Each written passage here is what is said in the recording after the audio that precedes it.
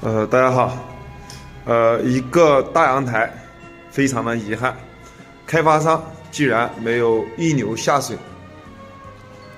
业主要求必须把洗衣机放到阳台上面。卧室里面有一个阳台，有下水，但是使用起来非常的不方便。业主让我们想办法，能不能把洗衣机放到阳台上面？我们也是费尽心思啊，然后想了一个办法。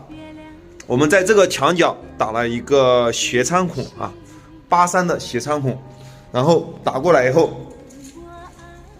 然后这地方配了一个半弯，然后开了一个横槽啊，这个横槽是有坡度的啊，一定要带有坡度，不然的话后期容易积水反水，有头发丝容易堵住，所以我们带了3到5公分的坡度，然后到这里配了一个半弯，然后这样一个弯头。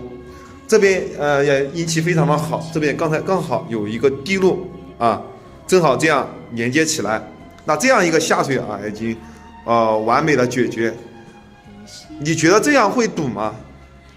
其实我也没有什么办法，业主要求必须要这样做，我们也是尽最大的努力去满足业主的需求。我个人感觉啊是没有任何问题的。为什么说没有任何问题呢？因为洗衣机下水啊是清水，一般的话不像厨房，它的油腻非常的重，容易堵住，这样的话应该是不会堵的。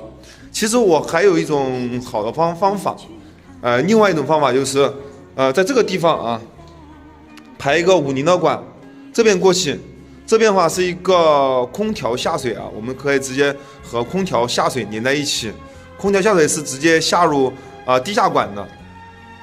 这个业主否定了，说这样麻烦，还要打墙，人还要打一个孔，打个1米长1米的孔，只能直接翻出去。但是业主否定了，就采用了我的这种方法。大家觉得我这样做合理吗？好了，谢谢大家观看，谢谢大家。